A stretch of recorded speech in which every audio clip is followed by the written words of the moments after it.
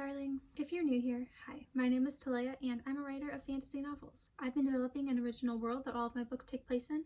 It's called Arusor and it's been around for about 10 years, so I've been world building for a very long time. Lots of people have asked me about my world building process, so here we are. If you haven't seen the previous parts to this series yet, I would recommend watching those first.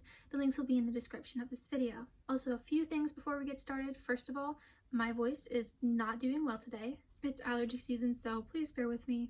Second, a quick disclaimer. World building is a very personal process, and not everything I say might line up with how you want to develop your world, and that's perfectly fine. You don't have to listen to everything I say. These are just things that I recommend from my personal experience. Now, let's get into the actual topic of this video, which is people and culture.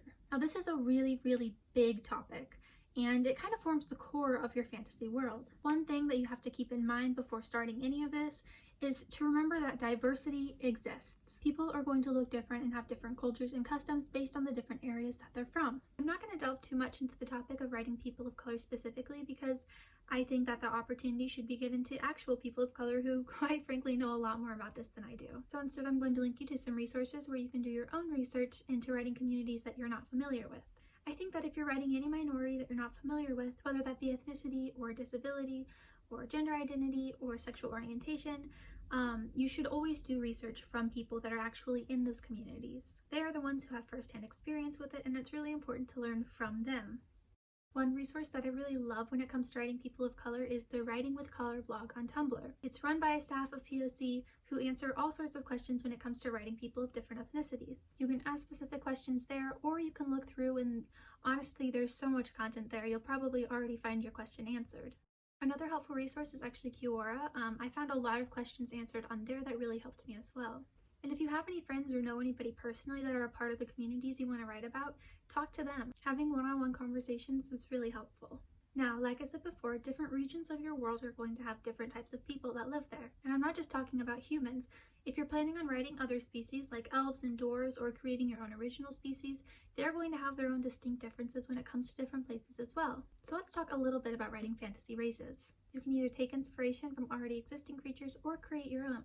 I really love creating my own because it adds a unique touch to my story. But if you really want that classic fantasy feel, you can add all of the elves and dragons that you want. Or you can add creatures that already exist in mythology but aren't as often implemented in fantasy work. When you're setting aside those different types of people, human or otherwise, here are some important things to keep in mind. Like I said before, culture is a really big topic, so some of the things I'm about to mention I won't go into too much depth on because they will be getting their own videos. But here's a bit of a checklist of sorts that you can fill out to make sure that you have different aspects of your culture down. First and foremost, what do the people look like? It's important to think about how the environment influences how people look. For example, people living in more sunny, warm climates typically have darker skin because they need to produce more melanin. If they live in a place where there's not a lot of sun, they're likely going to be more pale. I talked about Pinterest in my last video when it came to organizing how different landscapes look like in your world, but you can also use Pinterest to figure out what different people look like. I'm going to self-promo one of my own Pinterest boards, which I'm honestly quite proud of. Over the past couple of years, I've just been pinning pictures of basically any people that happen to come up on my Explore page. This means that I have a database of all sorts of unique people. I will be putting a link to that in the description of this video if you want to check it out and get some inspiration for how different people will look. And like I said before, diversity exists. You want to make sure that the people in different regions do have their own distinct appearances, and make sure that you're looking at places in our own world to figure out what types of people you should be including. These same ideas also go for when you're developing other fantasy races. For example, maybe elves that live in a rainforest have greener tinted skin to blend in with the environment, while elves that live in a desert have more beige colored skin. It's important to figure out what those regional differences would be in respect to their environment. Sort of on the topic of appearance is fashion. This is something else that I find a lot of fun. Figure out what different types of people would wear in different regions. Once again, keep the environment in mind. A group of people who live in the desert are probably not going to wear tons of layers and furs, and people who live in the mountains probably aren't going to wear very exposing thin clothes. And when I say fashion, I'm not just talking about clothes, but also things like jewelry and hairstyles. Maybe people in warmer climates keep their hair shorter so it isn't as stifling. Maybe certain regions have certain hairstyles that are important to their culture. For example, in regions where people have a lot of type 4 hair, what are some types of protective hairstyles that they wear? And then jewelry. Do they wear a lot of jewelry? Are things like piercings common? Do different types of jewelry represent different things? Another thing on the topic of appearance are tattoos. Are tattoos an important part of their culture? Are there any stigmas surrounding them? What sort of images of tattoos do people often get, and what do they represent? The way that people express themselves overall is a huge part in developing the cultures of your world. Now let's talk about traditions. Religion is a big one. Different religions can really influence the different beliefs of certain cultures. I'm going to be making a full video on how to develop religions and gods and things like that, so I won't be going too much into this topic, but for now you can at least decide whether there are certain religions that play a big part in certain areas. Moving on from religion, we also have holidays. A lot of holidays do stem from certain religions, and I will be touching on the details of that in the religions video that will be coming up soon. But for now, just figure out whether there are certain holidays that are important to your world and the different things that they could do. Are their holidays big and all out with lots of festivals and bright lights, or are they more subdued and personal? And then there's languages, which is something else I will be making a full video on because that is a bit of a difficult topic. Once again, for now, keep things simple. Are there different languages in your world? This can influence how people are able to communicate with people from other cultures. Is there a universal language spoken, more distinct dialects? If you want your world to be more interconnected between regions, I would say make sure to have some sort of universal language, because otherwise things can get a little bit difficult. What are some common meals? This is another time where you have to take the surrounding environment into consideration. If the culture you're developing is in the middle of a desert, it probably wouldn't make a lot of sense for their diet to consist primarily of fish. Hi, Editing Talia here. I definitely forgot to add something that I meant to add in this section. On the topic of food, it's important to think about imports and exports. What types of things can your country produce, and what types of things might they need? For example, that desert region that I mentioned earlier. Maybe their food does include a lot of fish because their neighboring region is on the edge of an ocean, and they do a lot of trade in between regions. Maybe because the desert region has so much sand, they produce a lot of glass and they use that to trade for fish.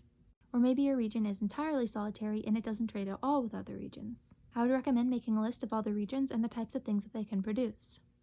Google is your friend for this. You can really easily look up what different types of products come from different places. What is the government like in your world?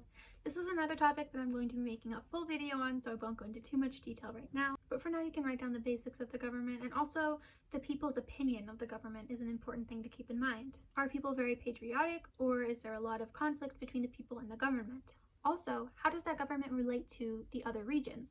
Do they have alliances? Are they often at war with certain places? Are they known to be a very vengeful area, or are they more peaceful? Government also includes things like how they manage crime. Is there a lot of crime in this certain region because people are able to get away with it, or is it more rare because it's very heavily punished? These types of things can also influence the overall beliefs of your region. For example, if your region has a very powerful government that manages a lot of the crime, people in that region might be a little more rich and kind of stuck up because they think that their region is so much better than the others. One thing that I will say about developing governments is don't make everything just kings and queens. It's a really interesting trope and there's nothing wrong with using it, but there are so many other types of governments that you could include. Maybe throw in an emperor every once in a while, or create an entirely new form of government. And I will be talking more about that in the upcoming government video. Another important thing to keep in mind when you're developing cultures is how their reactions would be to certain controversial topics in our own world. Things like gender identity and gender roles, different sexual orientations.